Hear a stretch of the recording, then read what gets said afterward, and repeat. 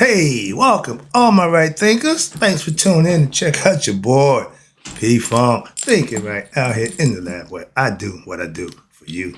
Oh, I got some nice for you, boy. I'm ready to go. Let's get this party started. Rightism, 25 rules to live by. Storytelling, story with a message. There's a message in the story for life. I give life lessons. You tune in and receiving them. I appreciate you. We got a good thing going. Let's do what we do.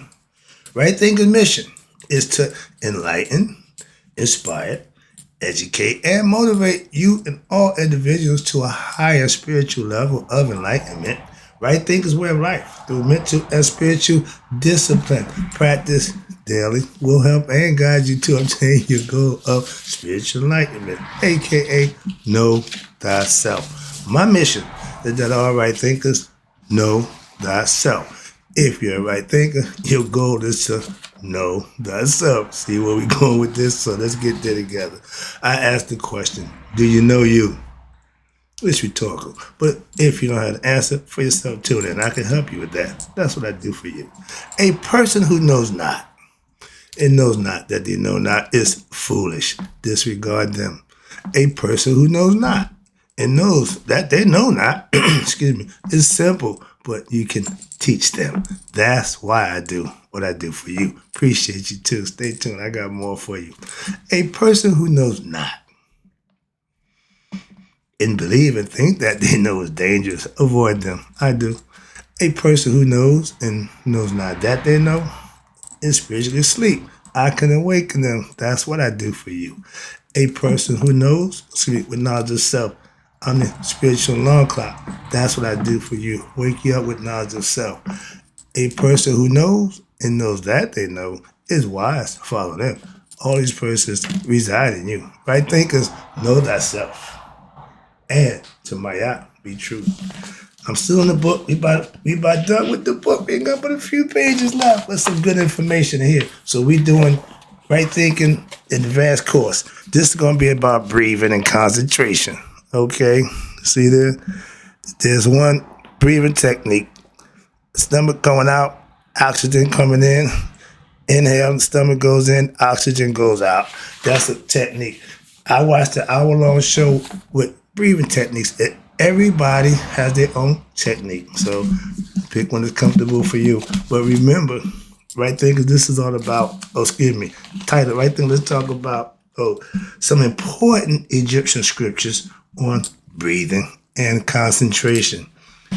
Concentration, meditation, they go hand in hand. But concentration is you more understanding, focusing on a particular thing, where meditation is a little more broader. So let me break it down for you. Hope I get a better understanding. This is some important Egyptian scriptures on breathing. Breath of life. The god Shu represents air. Okay. I am the lotus pure come forth from the god of light, the guardian of the nostril of Ra, and the guardian of the nose of Hathor, the daughter of Ra. I make my journey, this is Shu speaking, and I run after him who is Haru. That's us. I am the pure one, coming forth from the fields. Be as the sun and the stars that emanate the life-giving essence. Give life without asking for anything in return. To be a sun, breathe rhythmically and deeply. Then as Ra shall you be. Everybody has a, again, technique. Pick one that works for you. I got mine. Pick what works for you. And I got one advice. If you're doing it too fast, if you get lightheaded, you're doing it too fast. You're pumping too much oxygen to the brain. It makes you lightheaded and woozy. That's not concentration or meditating. They're called helicopter. You mean you bend down, you stand up real fast, you get the rush. That's too much oxygen going to the brain. And if you get sleepy, it means you ain't getting enough oxygen. You get drowsy. So that's why it's the rhythm. You got to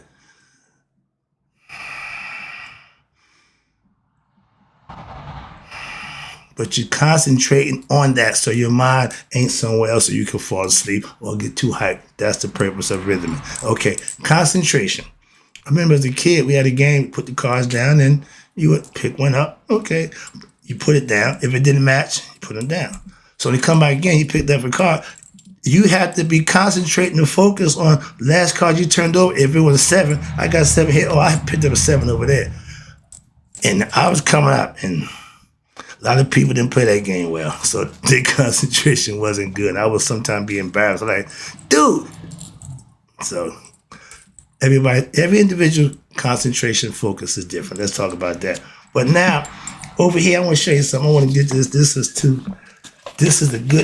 coming up. I want to get to it. You see the scarab? You see him pushing the black sun, they called it. Okay? That ball represents manure, but it represents us. And they use the scarab as the new day coming through, new life. So let me read this to you right quick, because it means we actually come from shit, manure, according to the scarab. But I want to get that point across. Above, you just see the Egyptian scarab god, Khepri, rolling the black sun, contracted, which this represents the ego and death. But in order to transform it into what? New life. What has to happen? An expanded ego enlightenment, meaning the person have to come into knowledge of themselves. Further insight into what? The symbol. In ancients, everything was symbols. They didn't write. No, symbolic. Everything had a symbology behind it, a symbol. And further insight into the symbol of what? The scarab comes from what? It comes from, where we at? The secret of what they call the golden flower, the lotus flower, okay? In ancient Chinese meditation text, it says, the scarab rolls his ball, which is the dung, and his lay eggs in there. So the baby scarabs, they're in there, and as the sun goes across, he follows the course of the sun. Why? To keep the heat coming down on them, to nurture them while they're in the manure. What's this? I love this. The scarab rolls the ball, and the ball develops life, which is inside, as the result of what? As the undivided effort of what? His spiritual concentration. Thought himself into existence. Pata, what's this? Of mental and sexual energy. The strongest force known to man is his sexual urges. Did you know that? That's if you learn semen retention, young man, you become smarter and you add life to your years. You add years to your life. Okay, but what's this? But mental and sexual energy come together. If now an embryo with the baby and the fetus can grow in what? Manure. Can grow in manure? And shed its shell? Why should not the dwelling place of our heavenly heart conscious, again spelled CONSCIENCE, our heart conscious mind, also would be able to what? Create a body if we what? Concentrate energy, then the spirit upon it. We're spiritual beings. We create our own bodies, so they're saying, but you're born in the embryo, come out, and everybody's body form is different, some bigger, some small, but that's what they're saying. So that was a good concept. Ancient times. Okay, remember this. This is all 5,000 year concepts that we had already employed and had going for us. Moving on. Let's get to the concentration. Hope that made a little sense to you. Well, I just thought it was funny. We come from manure. Understand that. Concentration. That's the practice of concentrating leads to a state of mind, and we're talking all mental now, wherein one's ego, okay, merges with the object being concentrated on. If you focus and concentrate on your higher self, your ego will acquiesce. If you let the ego run wild, since concentration on one object is psychologically equal to what? To having one thoughts in the mind. The ego consciousness is freed. How? From the stimulation of the senses, which is the body, and of thinking what? Of itself as what? An individual entity. The I, the me. What he said when he told Moses, I am that I am. When your ego makes it just say I, me, no am. See where we're going with this? But thus, one may now what? Concentrate on any other or one object or no object at all and what? Obtain the same results. Okay? Through what? You ready? Through concentration, the act of what? Focusing your psychic energy, aka your mind, and your ego now opens up and expresses what? Experiences. Now the ego, your lower nature, start to experience things it never had to deal with before. Why? It usually was running the show. It's being done some things and it's like, okay, cool. So it experiences expansion. It don't fight it. It don't know. It go along. And your psychic energy of one's consciousness is therefore what? Now focused on perception of itself instead of dissipating into what? The various thoughts and objects which attract what? The physical senses. Urges. It's focusing on the inner self, the higher self, not the physical stuff in the world. That's becoming conscious. Watch this. I'm trying to get you there. And watch this. Now, in this manner, your ego, your one's true identity is now revealed. And what happens? It uncovers from what? The veil of ignorance of your ego consciousness, meaning your ego don't know itself. Why? Because it's ignorant. Now the veil has been lifted. Oh, I look good. Like the mirror. Now the shade been lifted. You can see yourself, your true self.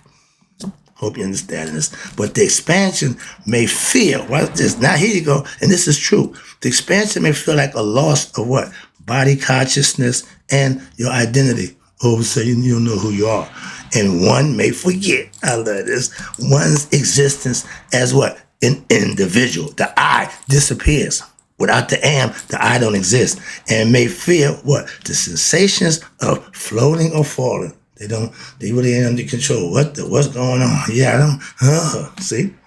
Now, upon often fear, okay, is experienced during that time. And at this point, and since one's ego, consciousness, your ego, may have, depending on how strong a grip it have on your psychic. However, if this state is mastered, what happened? And further explored, one will what? Reach that state of total expansion, wherein one will now experience, what's this? What? Enlightenment. Experiences such as those that described on the page 42. What means is this stage is where meditation for what? For the purpose of, you ready? Mental and spiritual liberation truly begins. And what happens? This is the process. You ready? My favorite right here. Know thyself. That's what you're striving for. That's what you want to do. But it's all done within you. Where the meditator, which is you finally realize what? That which is known as the creation God is the same as the knower of one's ego consciousness. Yourself, y'all become one. The two become one. I would love to drop the pen right now, but I got some more for you. I ain't done yet. The two become one. At this point, all the symbols, ideas, fanciful notions, and imaginations of our mind are now what? Left behind. As the mind is now empty of its ego knowledge. The self, that lower nature, no longer worried about that. You got past that. So now, for the time, so that when the universal spirit may feel what? That void with what? You ready? Bliss.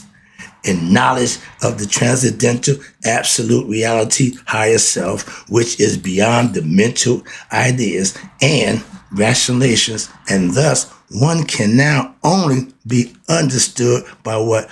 Intuitive insight. Now you using your inner vision, you using your inner knowledge, your understanding of all symbols, concepts and deities, names and forms we have learned about were only what? They're tools to help what? The mind to grasp the subtle teachings of what? True existence.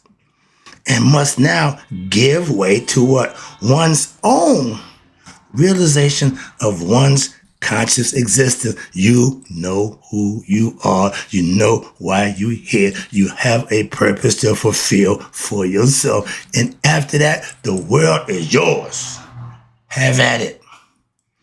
Ordinarily, the correct practice of any concentration technique will lead to a meditative state of mind. Just gave that lesson too.